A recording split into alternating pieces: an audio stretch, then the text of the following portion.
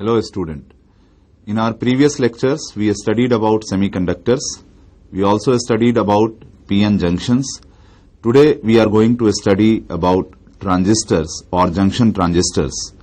These are also made of p-n junctions, but here we have two p-n junctions instead of one p-n junction. A junction transistor is made by sandwiching one layer of a semiconductor between two layers of semiconductor of opposite type. For example, we can have a n-type semiconductor sandwiched between two p-type semiconductors, or other way around, a p-type semiconductor sandwiched between two n-type semiconductors. These transistors are basically used for amplification purpose. तो पहले हम इसके basic structure के साथ और कुछ terminologies के साथ फेमिलियर होते हैं.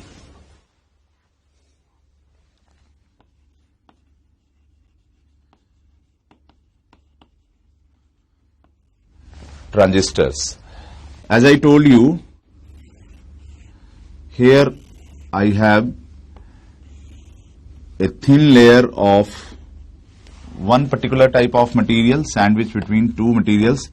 So let's say this is n-type material, ये बीच में p-type है, फिर ये n-type material है. This is known as NPN transistor. और ऐसे ही इसका उल्टा भी पॉसिबल है. p-type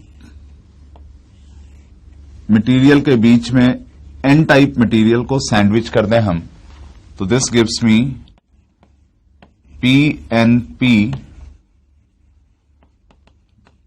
transistor. So as you can see, you have three layers or three regions in this. Here also you have three regions. अगर हर एक reason के साथ एक टर्मिनल बना दिया जाए तो we have three terminals in this. This middle one is always known as base terminal. तो ऐसे इसके अंदर ये बेस टर्मिनल है. This is base terminal. और इसके अलावा दो टर्मिनल्स और हैं. Now you will find that one of these two reasons is larger and the other is smaller, slightly smaller. तो जैसे ये रीजन, अगर इसको मैं छोटा लूं, this will be called emitter. Emitter is slightly smaller. Or the third terminal is known as collector. So we have three terminals: emitter, base, collector. And likewise we have three regions: emitter, base and collector. Emitter region is heavily doped. Heavily doped मतलब इसके अंदर doping का level बहुत high होता है. जो base reason है, this is very lightly doped. और जो कलेक्टर रीजन होता है, दिस इज मॉडरेटली डोप्ड. इसमें डोपिंग का लेवल बेस और एमिटर के बीच में होता है. ये जो एमिटर रीजन है, ये सप्लाई करता है the majority carrier. Majority carriers for transistor action, जिसकी वजह से ट्रांजिस्टर वर्क कर पाएगा. Now this collector has responsibility to collect these majority carriers. Collects majority carriers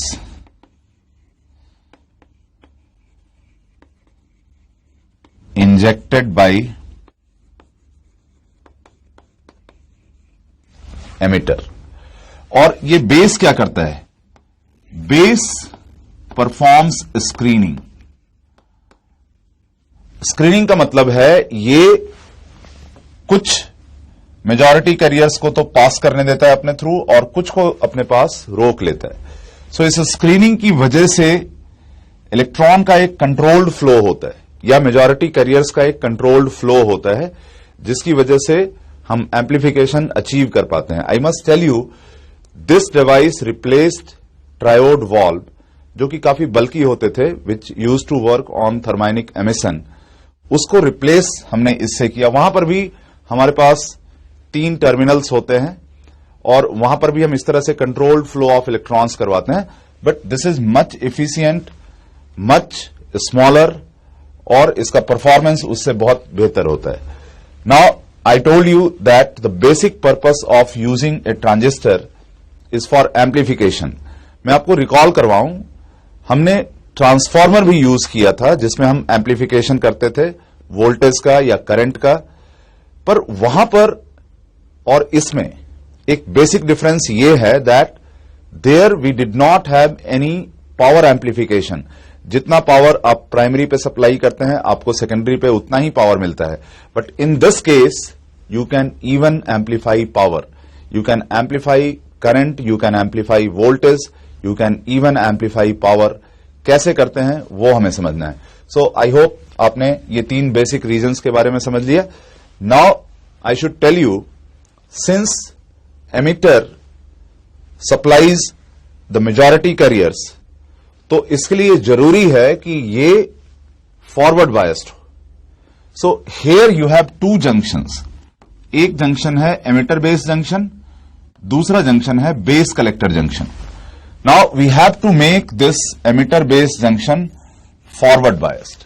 so I just write emitter base junction is forward biased, और जो base collector junction है इसकी responsibility है मेजॉरिटी कैरियर्स को collect करना, तो इसके लिए हम बेस कलेक्टर जंक्शन को रिवर्स बायस कर देते हैं। So this is reverse biased. Now how do we represent this by symbols, ये भी आपको सीखना चाहिए। यूजुअली इसको इस तरह से हम एक सर्कल के अंदर 3 रीजन्स और 3 टर्मिनल्स के फॉर्म में दिखाते हैं। This middle one is base.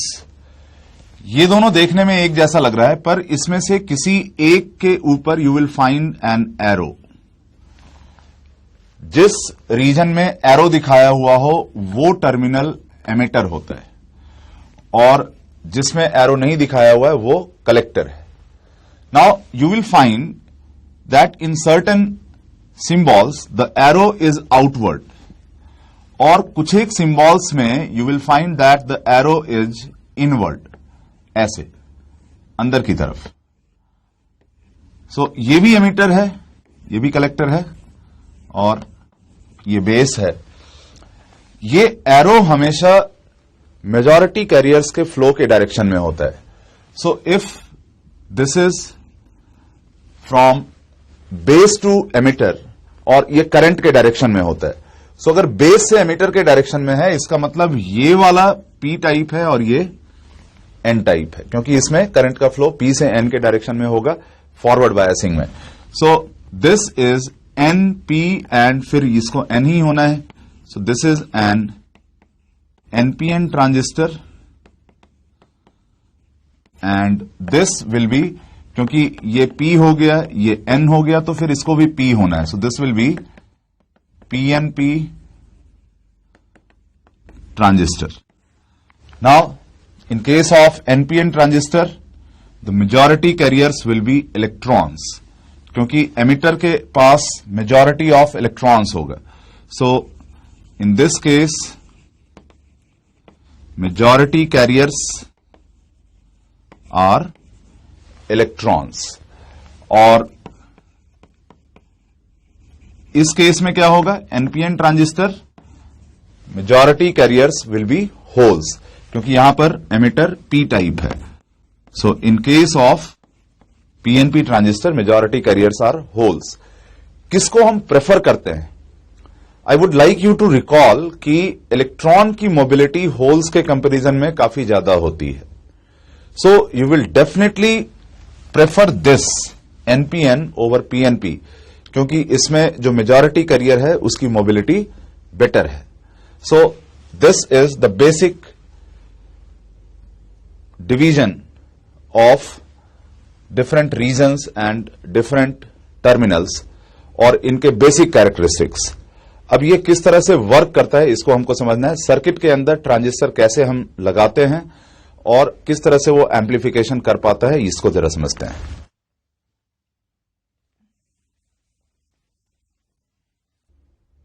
Now let us know about the working of a transistor. ये एक ट्रांजिस्टर है, इसमें 3 टर्मिनल्स है and as I told you that this is use for amplification. तो इसका मतलब इसके अंदर कुछ इनपुट सिग्नल होना चाहिए और उससे हमको कुछ आउटपुट सिग्नल मिलना चाहिए. The output signal should be stronger in current, voltage and power. अब इनपुट और आउटपुट 2 अलग अलग सर्किट अगर मुझे बनाना है तो मुझे टोटल 4 टर्मिनल्स चाहिए, सो दैट मैं 2 टर्मिनल से एक सर्किट को कंप्लीट कर सकूं. But here I have only 3 terminals. This is emitter, this is base and this is collector. तो मैं ऐसे करूंगा कि इसमें से किसी एक टर्मिनल को दोनों सर्किट्स के बीच में कॉमन कर दूंगा. जैसे ये इनपुट सर्किट और ये आउटपुट सर्किट है, तो इसमें जो बेस टर्मिनल है वो कॉमन है. So we call this configuration common base configuration because the base is common in both input and output. अब इसके जैसा आपके पास और 2 कॉन्फ़िगरेशन हो सकता है, common emitter configuration and common collector configuration. तो कॉमन एमिटर कॉन्फ़िगरेशन कुछ ऐसा लगेगा. Emitter will be common in both input and output. ये इनपुट है, ये आउटपुट है और एज आई टोल्ड यू जिसके ऊपर एरो लगा है वो एमिटर है. तो इस केस में एमिटर कॉमन है. So this is common emitter configuration. और कॉमन कलेक्टर कॉन्फ़िगरेशन ये कुछ ऐसा होगा. This is collector which is common in both input and output. So this is common collector configuration. That means you can have 3 configurations. Now it is easiest to understand working of a transistor in common base configuration. So let us try to find out how a transistor works. Working of a transistor. These are configurations. Now I move to working of transistor. Let us draw the whole transistor. ये situation है मेरे पास. Suppose ये NPN transistor है. सो इसके 3 terminals हैं. These 3 terminals. क्योंकि ये N type है सेमीकंडक्टर और इसको मुझे फॉरवर्ड बायस करना है, तो इसलिए इसको सेल के नेगेटिव से कनेक्ट करना है. Negative of cell. Since this is emitter terminal, इसको हम VEE ऐसा लिखते हैं. ये बेस टर्मिनल है. बेस कलेक्टर को मुझे रिवर्स बायस करना है. This is collector. तो इस केस में P को N के साथ कनेक्ट करना होगा और रिवर्स बायस में हम ज्यादा वोल्टेज यूज करते हैं, इसलिए यहां पे मैंने ज्यादा सेल्स दिखाया हुआ है. Will call this VCC.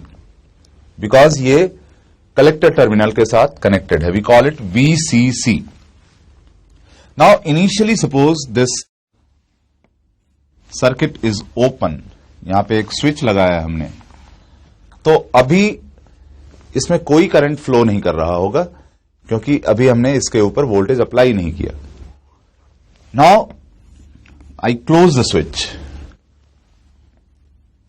This N type has majority of electrons, a very few number of holes, और यहां पे बेस के पास कुछ होल्स है और कलेक्टर के पास अगेन इलेक्ट्रॉन्स है. ये मॉडरेटली डोप्ड है लाइक दिस. जैसे ही मैंने स्विच ऑन किया ये जंक्शन फॉरवर्ड बायस्ड हो गया. That means it will cause the majority carriers to move from N to P side and P to N side and they will meet here. पर क्योंकि इसका concentration बहुत high है compare to this is very lightly doped, तो इसका injection होगा इसके अंदर. We will say that electrons are injected into base. क्योंकि होल इस तरफ आने के लिए होल की संख्या उतनी ज्यादा नहीं है, हम बता रहे हैं, तो मोस्टली जो रिकॉम्बिनेशन का काम होगा वो बेस रीजन के अंदर ही होगा because electrons are much much higher in concentration. तो हम ये बोलते हैं कि यहां से कुछ इलेक्ट्रॉन्स बेस रीजन के अंदर आ गए. Now these electrons will combine with the holes present in base reason.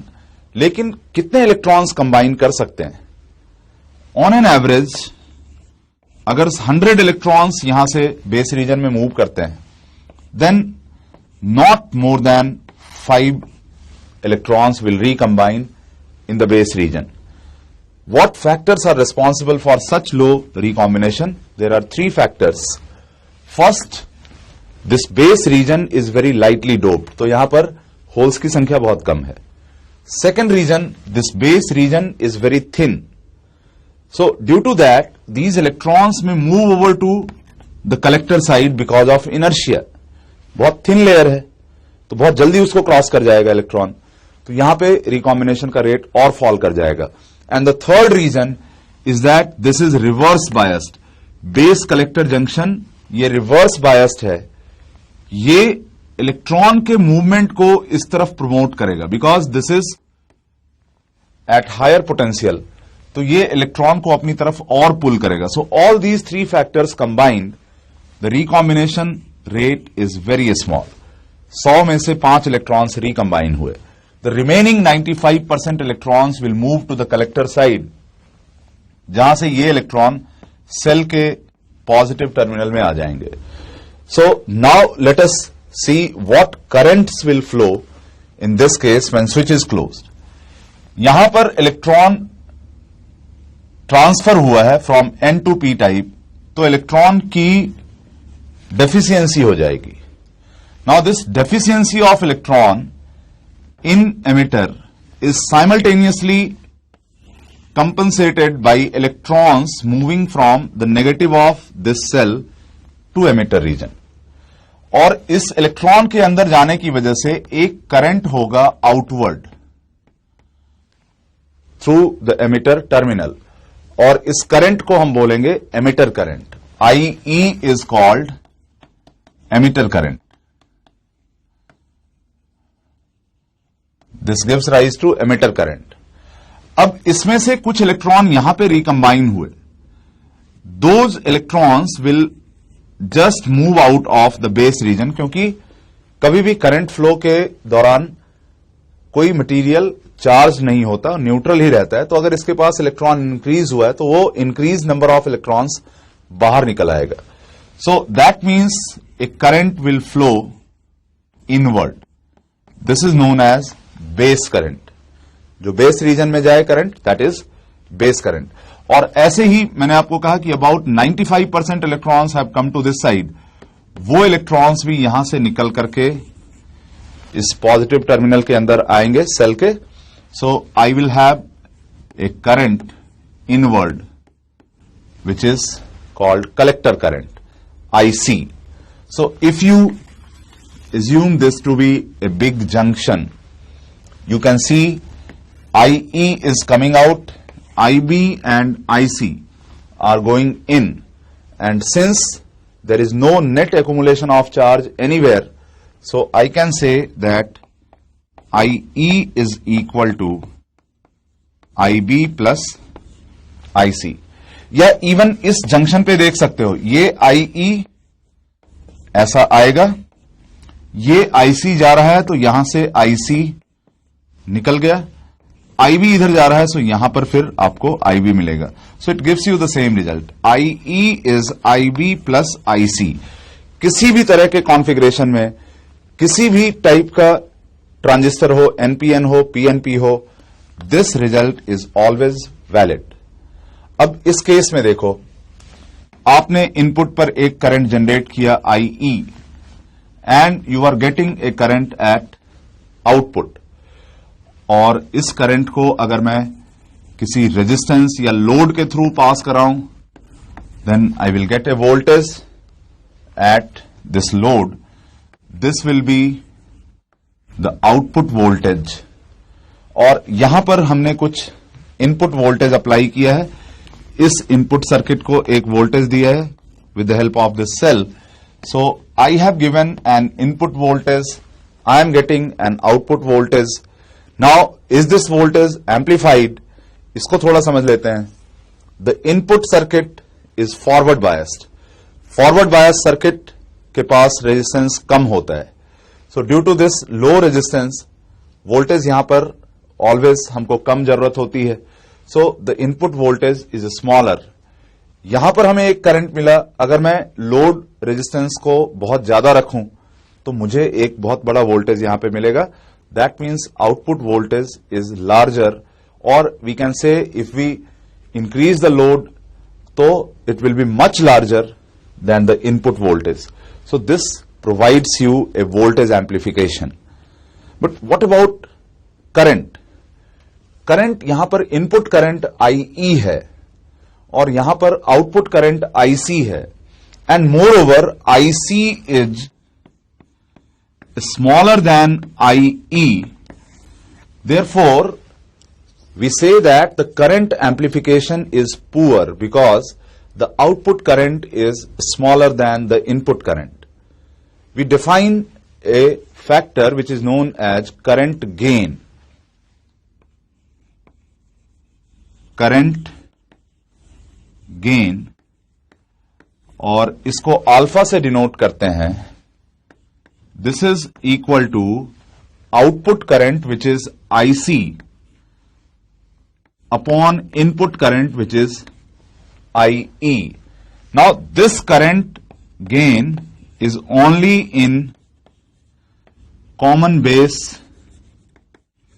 configuration, क्योंकि किसी और कॉन्फ़िगरेशन में इनपुट और आउटपुट करंट चेंज हो जाएगा. तो आपको ये फॉर्मूला याद रखना है. This is standard formula. In all cases IC upon IE will be called alpha in all configurations. So this alpha is smaller than 1. However, as I told you, we can keep this load resistance higher. तो इस वजह से हम ज्यादा voltage यहां पर obtain कर सकते हैं. So current gain less than 1, but voltage gain will be more than 1 if I use large resistance. So I can define voltage gain AV is V out upon V in, और इसको मैं ऐसे लिख सकता हूं ICRL, और ICR out भी लिख सकता हूं, output resistance, upon IER in. Now what does this R in represent? ये इस इनपुट सर्किट का टोटल रेजिस्टेंस है. तो कुछ एक रेजिस्टेंस यहां पे फॉरवर्ड बायस का रेजिस्टेंस आएगा RF, और कुछ रेजिस्टेंस इस सर्किट का अपना रेजिस्टेंस होगा R. So this input resistance will include both RF and R. तो ये इनपुट और आउटपुट रेजिस्टेंस में जो ये है load resistance and there is a very large resistance in output because this is reverse bias, तो उस केस में आउटपुट रेजिस्टेंस और हायर होगा। हालांकि हम आउटपुट यहां पे ले रहे हैं तो हमें आउटपुट रेजिस्टेंस की जगह पे ये लिखना चाहिए आरएल, क्योंकि हम इसके अक्रॉस ही आउटपुट ले रहे हैं। So this you can write as IC upon IE is alpha. So AV will be alpha R out upon R in. Now since I told you R out can be made larger and larger, therefore AV will be much greater than 1. But still this is not a very good amplifier because the current amplification is less than 1। तो इसके लिए आपको common emitter amplifier use करने की जरूरत होती है, which is a very good amplifier. उसका वर्किंग देखते हैं।